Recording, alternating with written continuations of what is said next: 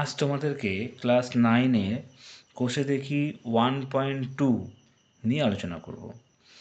1.2-এ একের অঙ্কগুলো আছে, নিচের বক্তব্যগুলো মানে এখানে যে বক্তব্যগুলো দিয়েছে কোনটি সত্য আর কোনটি মিথ্যা তা লিখতে বলেছে।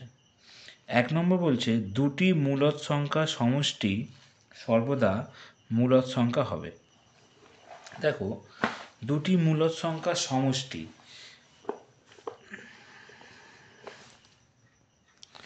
দুটি মূলদ সংখ্যাগুলো যেমন মনে করো 2 একটা মূলদ সংখ্যা বলেছিলাম আমি, মনে করো মনে করো 3 এটা একটা মূলদ সংখ্যা, 2 একটা মূলদ সংখ্যা, 3 একটা মূলদ সংখ্যা। যদি এদের মধ্যে যোগ করি তাহলে কত হচ্ছে 5, তাহলে 5ও তো একটা মূলদ সংখ্যা। তার মানে এরম ধরনের যদি দুটি মূলদ সংখ্যা যে কোনোই হোক না কেন, যদি আমরা যোগ করি সবসময় মূলদ সংখ্যাই পাওয়া যায়, তার মানে এটা সত্য। 2 নম্বরটা বলছে দুটি অমূলদ সংখ্যার সমষ্টি সর্বদা অমূলদ সংখ্যা। দুটি অমূলদ সংখ্যার সমষ্টি যে সর্বদা অমূলদ সংখ্যা হবে সেটা বলা ভুল। আবার মূলদ সংখ্যাও হতে পারে, যেমন আমি তোমাকে দেখাচ্ছি। মনে করো 2 + √3 এই সংখ্যাটার সঙ্গে মনে করো 2 - √3, এই দুটো অমূলদ সংখ্যা। আমি এদের মধ্যে যদি যোগ করি এটা মূলদ সংখ্যা আসতে পারে। দেখো 2 + √3, 2 - √3 কেটে গেলে 2 2 4, তার মানে এটা মূলদ সংখ্যা। তার মানে এই দুটো অমূলদ সংখ্যা সমষ্টি যে অমূলদ সংখ্যাই সর্বদা হবে সেটা মিথ্যা, কারণ মূলদ সংখ্যা হচ্ছে, তাই জন্য এটা মিথ্যা। 3 নম্বর, দুটি মূলদ সংখ্যার গুণফল সর্বদা মূলদ সংখ্যা হবে। দুটি মূলদ সংখ্যা আমি একটু আগে দেখেছি, 2 × 3 = 6। দেখো 2 × 3 সবসময় 6, এরকম ধরনের যে কোনো সংখ্যাই নিই না কেন তাদের গুণ করলে মূলদ সংখ্যাই পাওয়া যাবে, তাই এটা হচ্ছে সত্য। এরকম আরও অনেক উদাহরণ দিতে পারো তোমরা, কিন্তু আমি একটা করে উদাহরণ দিয়ে তোমাদের বোঝাচ্ছি। 4 নম্বর অঙ্কটা, দুটি অমূলদ সংখ্যার গুণফল সর্বদা মূলদ সংখ্যা হবে। এটা বলা ভুল। দুটি অমূলদ সংখ্যার গুণফল কখনো কখনো তো অমূলদ সংখ্যাও হতে পারে, সর্বদা যে মূলদ সংখ্যাই হবে এরকম কোনো কথা নেই। যেমন ধরো √3 একটা অমূলদ সংখ্যা, আবার মনে করো √2 একটা অমূলদ সংখ্যা, এই দুজনে গুণ করলাম। দেখো দুটোই অমূলদ সংখ্যা, √3ও অমূলদ সংখ্যা, √2ও অমূলদ সংখ্যা। যদি আমরা গুণ করি √6 তাহলে এটাও তো অমূলদ সংখ্যা এলো। তার মানে এটাই বলতে চাইছি আমি যে দুটো অমূলদ সংখ্যা গুণ করলে অমূলদ সংখ্যা হবে, কিন্তু ওরা বলছে যে দুটি অমূলদ সংখ্যা গুণ করলে সবসময় মূলদ সংখ্যা হবে, এটা বলা মিথ্যে। 5 নম্বর অঙ্কটা দেখো, প্রতিটি মূলদ সংখ্যাই বাস্তব সংখ্যা। বলছে প্রতিটি মূলদ সংখ্যা বাস্তব সংখ্যা না, এটা ঠিকই বলেছে যে বাস্তব সংখ্যা সবই তো সংখ্যা বাস্তব সংখ্যার মধ্যে, সে পূর্ণ সংখ্যা হোক, স্বাভাবিক সংখ্যা হোক, অস্বাভাবিক সংখ্যা হোক, ঋণাত্মক সংখ্যা হোক, সবই বাস্তব সংখ্যার মধ্যে। তার মানে মূলদ সংখ্যাটাও কিন্তু বাস্তব সংখ্যার মধ্যে, তার মানে প্রতিটি মূলদ সংখ্যাই বাস্তব সংখ্যার মধ্যে পড়ছে, তাই এটা সত্য। 6 নম্বর বলেছে প্রতিটি বাস্তব সংখ্যাই অমূলদ সংখ্যা। না, এটা বললে ভুল হবে, কারণ প্রতিটি বাস্তব সংখ্যা মানে বাস্তব সংখ্যার মধ্যে অনেক রকম সংখ্যা আছে। আমি একটু আগে বললাম যে মূলদ সংখ্যা আছে, পূর্ণ সংখ্যা, কিন্তু প্রতিটি বাস্তব সংখ্যা কি অমূলদ সংখ্যা? না, প্রতিটি বাস্তব সংখ্যা অমূলদ সংখ্যা হবে না, তাই এটা মিথ্যা হবে।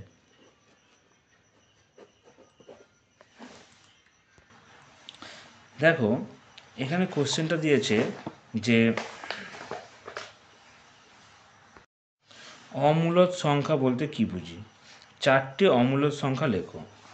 অমূলদ সংখ্যা মানে যেসব বাস্তব সংখ্যাদের PQ আকারে লেখা যায় না, যেখানে P এবং Q পূর্ণ সংখ্যা এবং Q ≠ 0। তাহলে যে সকল বাস্তব সংখ্যাদের PQ আকারে লেখা যায় না, যেখানে P আর Q পূর্ণ সংখ্যা এবং Q ≠ 0, সেই সব বাস্তব সংখ্যাদের আমরা বলবো অমূলদ সংখ্যা বলবো। এটা হচ্ছে অমূলদ সংখ্যার সংজ্ঞা। অমূলদ সংখ্যা উদাহরণ চেয়েছে, 4টে উদাহরণ। 1 নম্বর যেমন একটা √2, এটা একটা অমূলদ সংখ্যা। যেমন পাই, এটা একটা অমূলদ সংখ্যা। যেমন আমি একটা সংখ্যা লিখছি 0.15115111511 এরকম ডট ডট ডট ডট এরকম যদি সংখ্যা থাকে, যে সংখ্যাগুলো মিলছে না, এরকম ডট ডট চলে যাচ্ছে, অনেক আরও যাচ্ছে, সেগুলো সব অমূল্য সংখ্যা। আরও যে মনে করো √17, এগুলোকে বর্গমূল করা যায় না, এর যে বর্গমূল করলে এর কোনো শেষ হবে না, চলতেই থাকবে। এই ধরনের সংখ্যাগুলোকে আমরা বলবো অমূলদ সংখ্যা। 3 অঙ্কগুলো দেখো, নিচের সংখ্যাগুলির মধ্যে কোনটি মূলদ সংখ্যা আর কোনটি অমূলদ সংখ্যা। আমি একটু আগে বলেছি, যেগুলো PQ আকারে লেখা যায় না সেগুলো অমূলদ সংখ্যা, যেগুলো PQ আকারে লেখা যায় সেগুলো মূলদ সংখ্যা। এদের মধ্যে দেখো, এখানে দেখো কি বলছি মাথা। 3 অঙ্কগুলো দেখো, নিচের সংখ্যাগুলির মধ্যে কোনটি মূলদ সংখ্যা কোনটি অমূলদ সংখ্যা লিখি। আমি তোমাকে একটু আগে অমূলদ সংখ্যা দেখালাম, যে লিখলাম একটু আগে, যে সমস্ত বাস্তব সংখ্যা P/Q আকারে লেখা যায় না। আর মূলদ সংখ্যা হলো কী হতো, যে সমস্ত বাস্তব সংখ্যা PQ আকারে লেখা যায়। তাহলে এখানে কিছু সংখ্যা আছে যেগুলোকে আমরা মূলদ সংখ্যা বলতে পারি, আবার কিছু অমূলদ সংখ্যাও বলতে পারি। যেমন মনে করো 3-এর 1-এরটা দেখো √9, দেখো এটাকে কিন্তু বর্গমূল করলে কত হচ্ছে 3, 9-এর বর্গমূল 3, তার মানে এটা মূলদ সংখ্যা।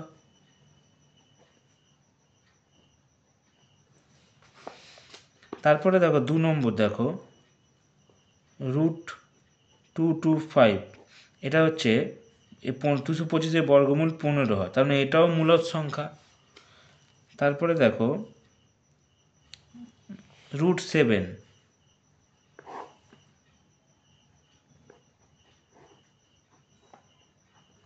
এটাকে কিন্তু বর্গমূল করা যাচ্ছে না, তাহলে এটা কী হবে, অমূলদ সংখ্যা।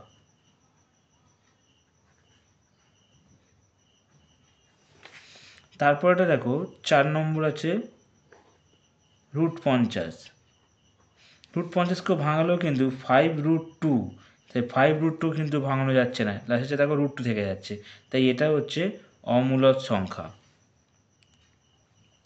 তারপরে দেখো 5 নম্বর √100, 100 মানে 10, 100 বর্গমূল 10 হয়, তার মানে এটা ভাঙানো যাচ্ছে, তাই এটা মূলদ সংখ্যা।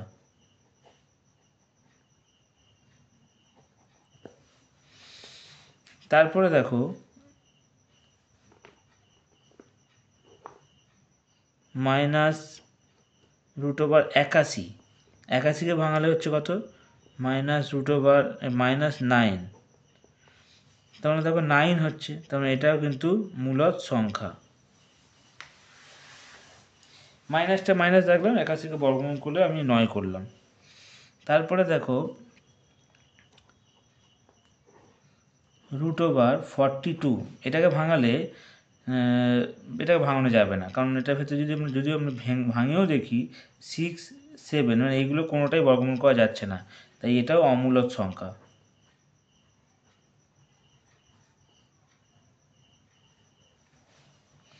তারপরে দেখো √29, এটাও অমূলদ সংখ্যা। -√1000, এটাকেও কিন্তু বর্গমূল করা যাবে না, যদিও যতটুকু করে সেটা হচ্ছে 10, 10 মাইনাস থাকবে, সুতরাং এটাও অমূলদ সংখ্যা।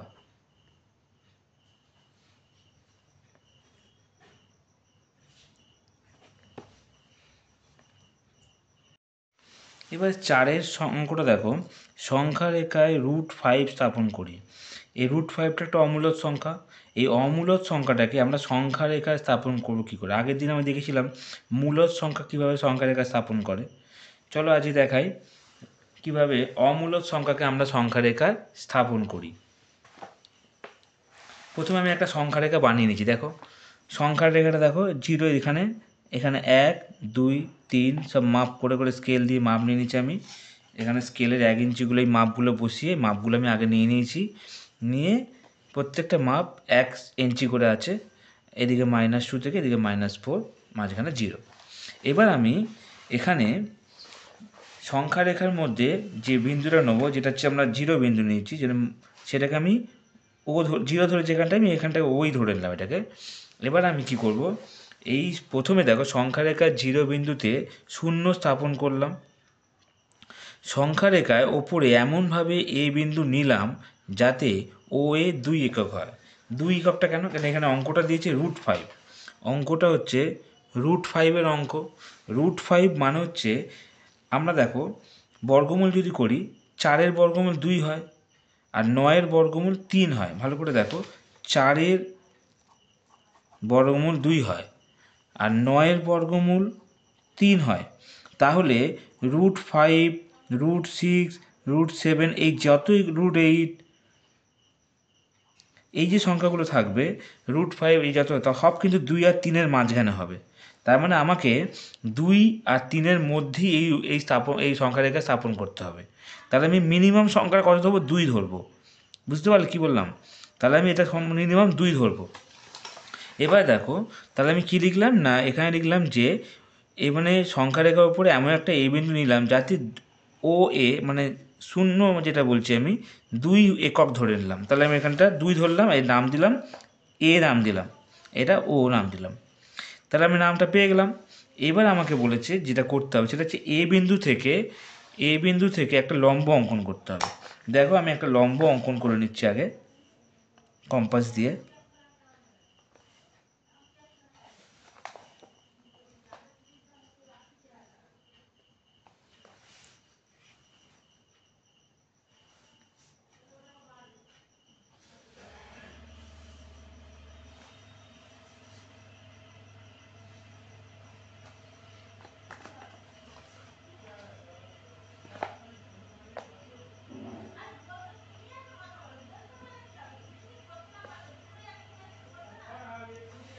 আমি এখানে একটা লম্ব নিয়ে নিলাম, কিন্তু এর যে মাপটা নেব সেই মাপটা হবে তোমার 1 একক।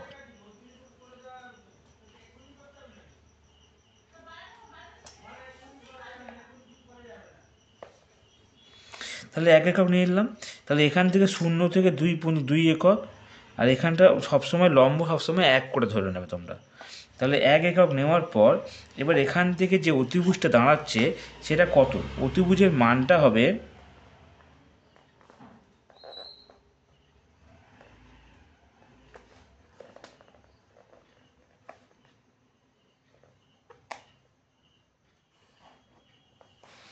এই অতিভুজের মানটা কত হবে দেখো, আমি দেখিয়ে দিচ্ছি। দেখো এখানটা অতিভুজটা হচ্ছে 2 ধরেছিলাম, 2 স্কোয়ার প্লাস 1 স্কোয়ার, তাহলে সমান সমান এখানে ওবির মানটা কত হচ্ছে, OB equals to √2 square plus 1 square, মানে 2 স্কোয়ার 4, 1 স্কোয়ার 1, তার মানে 4 1 5, তাহলে কত হলো √5। তাহলে এই মানটা যে বেরোলো এটার মানটা হচ্ছে √5, এটা √5 বেরোলো। এবার এই √5টাকে এখানে আমি সংখ্যা রেখা স্থাপন করবো। প্রথমে √5 মাপটাকে আমি নিয়ে নিলাম, জিরোতে বসিয়ে দিলাম, বসিয়ে কম্পাস দিয়ে √5-এর মাপটা আমি নিয়ে নিলাম, এটার নাম দিলাম ওবি, √5 মানে ওবি। তাহলে এখানে এ, এবার আমি ও থেকে বসিয়ে বিতে নিলাম, নিয়ে এবার এটাকে আমি সংখ্যা রেখায় এইভাবে আস্তে আস্তে করে কম্পাস দিয়ে নিয়ে দিলাম। এই যে এখানে বিন্দুটা পেলাম এটার নাম দিলাম পি বিন্দু। তাহলে দেখো, বিন্দুকে কেন্দ্র করে ওবি এর সমান দৈর্ঘ্যের ব্যাসার্ধ নিয়ে একটি বৃত্তচাপ অঙ্কন করলাম যা সংখ্যারেখাকে পি বিন্দুতে ছেদ করলো। তাহলে ওপির নাম হলো √5। এইভাবে আমরা √5কে সংখ্যারেখার মধ্যে স্থাপন করে পি বিন্দু পেলাম। এবারে 5-এর অঙ্কটা দেখো, সংখ্যারেখায় √3 স্থাপন করি। আমি আগেবারে যেমন √5 স্থাপন করেছিলাম ওরকমভাবেই √3টাকেও আমরা স্থাপন করব। আগেবারে আমি অনেক কিছু লিখেছিলাম, এবার অত কিছু লিখলাম না। এবারেও আমরা একটা সংখ্যা রেখায় বানিয়ে নিয়েছি, তার নাম দিয়ে দিচ্ছি 0, 1, 2, 3, 4, এরপরে -1, -2 নাম দিয়ে দিয়েছি। এবার 0টাকে আমরা ও ধরে নিয়েছি আর 1টাকে আমরা এ ধরে নিয়েছি। তাহলে এইখানের যে মাপটা সেটা ও এটা হচ্ছে 1 সেমি। আর আমি আগেই বলেছিলাম যত লম্ব হবে, মানে যে ও এ লম্ব এ বি এই লম্বগুলো যখন হবে তখন সব কটা লম্ব কিন্তু 1 সেমি করে ধরে নেবে, তাই জন্য ও এ আর এ বি আমরা 1 করে ধরে নিচ্ছি। এবার আমি একটা লম্ব এখানে এঁকে নিচ্ছি।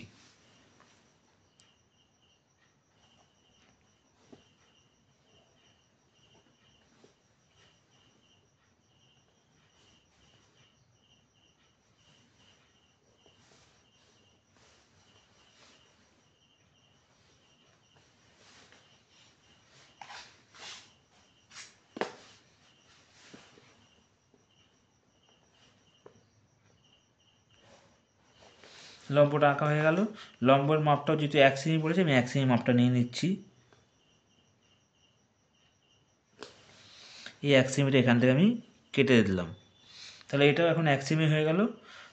এবারে আমরা কি করব, এখান থেকে একটা অতিভুজ এঁকে নেব। পরে তোমাদের আমি ক্যালকুলেশনটা দেখিয়ে দিচ্ছি।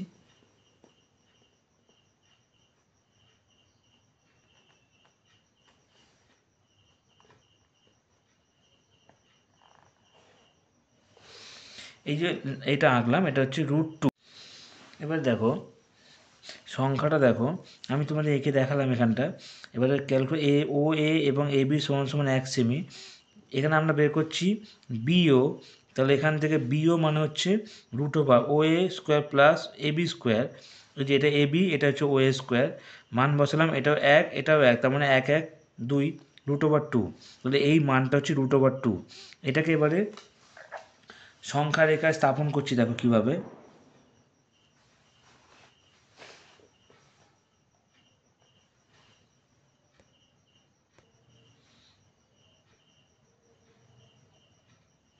এই যে মানটা নেপে এলো, এটা হচ্ছে √2। এবার আমি তোমাদের দেখাবো এর মধ্যে √3 কীভাবে স্থাপন। √2টা আগে করে নিতে হবে, তারপর √3 করতে হবে। এবার দেখো এখানে যে বিও যে কর্ণটা বেরোলো, যেটা হচ্ছে √2 বেরোলো, সেই √2টাকে আমরা ভূমি ধরে নেবো। এই জন্য ওবি √2 আর বিডিকে লম্বটাকে আমরা 1 ধরে নেবো। ধরে আমরা ওডি বের করবো। ওডি মানে √ওভার আবার √2 square plus 1 square, √2 square 2, 1 square 1 যোগ করলে √3। এইভাবে আমরা √3 স্থাপন করলাম। এবার আমি এটাকে এঁকে দেখাচ্ছি তোমাদেরকে। এইখানটা আমাকে আবার একটা লম্ব আঁকতে হবে, নাম হচ্ছে বিডি, যেটা আমি একটু আগে তোমার দেখালাম লম্বটা। দেখো এখানে আসি, এখানে লম্বটা আমি এঁকে নিচ্ছি আগে। এটা বি এর ওপর বসাচ্ছি, লম্বটাকে এইভাবে দেখো স্থাপন করছি। দেখলে কম্পাস দিয়ে এঁকে নিলাম। এবার এখান থেকে আমি একটা চাপ নেব।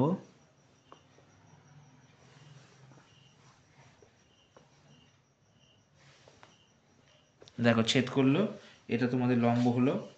মাপটা যোগ করলে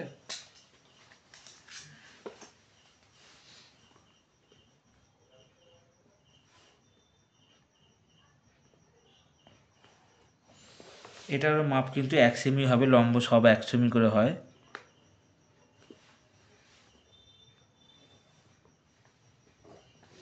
নিয়ে নিয়েছি, এটাকে যোগ করব।